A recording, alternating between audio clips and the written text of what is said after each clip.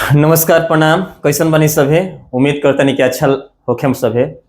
और आज देखी ना, बड़ा बढ़िया एगो ट्रिक लेके आइल बनी और उम्मीद बा कि वो सभे के बहुत बढ़िया लगी।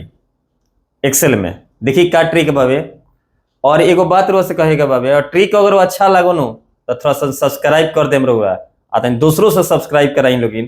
तो आई का देबा ट्रिक देखी। जैसे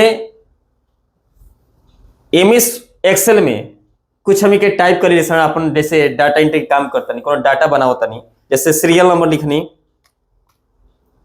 सीरियल नंबर। अब एजिया हमारा कैंडिडेट के नाम लिखे के बाद कैंडिडेट नेम। तो अब वो देखत हो कि वही कॉलम के चौड़ाई बढ़ावे के पड़ता है। कॉलम के चौड़ाई क्या करे के बाद बढ़ावे के पड़ता है। जैसे जैसे जाके फिर वह कॉलम के चौड़ाई बढ़ावा तनी, फिर वह दूसरा सेल में गई नहीं। अब एजिया हम कैंडिडेट के फादर नेम लिखे चाहते नहीं, जैसे हम फादर नेम लिखनी,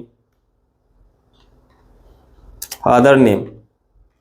फिर वह दूसरा सेल में जाते हैं तो फिर वह क्या करे के बाद तो कॉलम के चौड़ाई बढ़ाए के पड़ता। तो अब बार बार हमारा कॉलम के चौड़ाई बढ़ावे के पड़ता है, तो इसे काम में हमारा क्या हुई, थोड़ा लेट हुई। तो हम सोचता नहीं कि कुछ ऐसा ट्रिक अपनाई एक्सेल में कि अपने आप कॉलम जन बारे उनको चौड़ाई अपने आप एडजस्ट होकर चलस। कैसे? तो देखिए जैसे है मानी नहीं, जैसे हम एजिया लिखनी candidate name, CANDIDATE, candidate and name. जैसे ही दूसरा सेल में हम जाता नहीं तो वो देखिए अपने आप वो कहेगा ऑटो फिट हो जाता है कि ना। अब एजिया मान ली हमरा लिखे के बाद रोल या मान लीजिए कि सब्जेक्ट लिखे के बाद, और जैसे ही हम जाते हैं दूसरा सेल में अपने आप एडजस्ट हो जाता। भले ही एक नीचे हम सब्जेक्ट में हम मान ली डाल देनी इंग्लिश डाल देनी,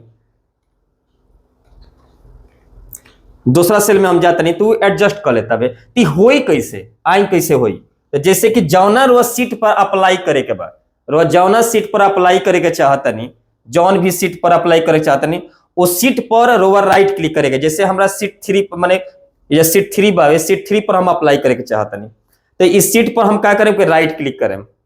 जैसे ही राइट क्लिक करें तो वह देखिए जो सामने लिखा था व्यू कोड, लिखा था ना व्यू कोड। तो रोवर क्या करे के बाद कि व्यू कोड में जाए के बाद, और जैसे ही व्यू कोड में जाए, देखिए सॉरी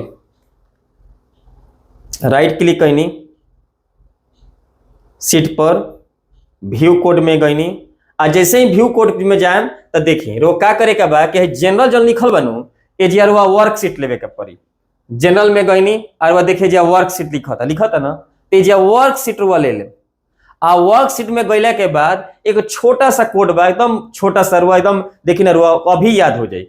रुआ उहे टाइप कर दे के बाद का टाइप करे के बाद तो रुआ टाइप करे के बाद सेल्स, CELLS सेल्स, आ dot them cells dot entire column, entire column without space के लिखते चले एक बार हो रहा, column dot auto fit, auto fit का लिख ले बनी। फिर से देख ली और वह सबसे पहले राइट क्लिक कर लेम, जना सीट पर वो लागे करे के बाद व्यू कोड में जाए तो वह सामने ऐसा इंटरफेस आई। तहेजियर वह क्या करें, जनरल के जगह पर वह वर्कशीट ले लेम, और वर्कशीट को ले के बाद खाली टाइप करे के बाद cells dot entire column dot auto fit, ओकरा बाद ये इंडिविजुअल के मिनिमाइज कर ले। अब मिनिमाइज कईनी, अब ये सीट पर कुछ भी रोरा टाइप करे और डाटा के अपने आप कॉलम के चौड़ाई एडजस्ट करे लगी। जैसे कैसे देखी, जैसे हम लिखनी इनरोलमेंट नंबर,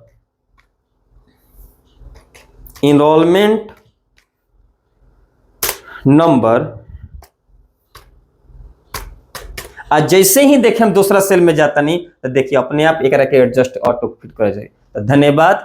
अच्छा लगो ट्रिक पसंद आओ तो जरूर एक सब्सक्राइब करवाए लोग जरूर याद पार के।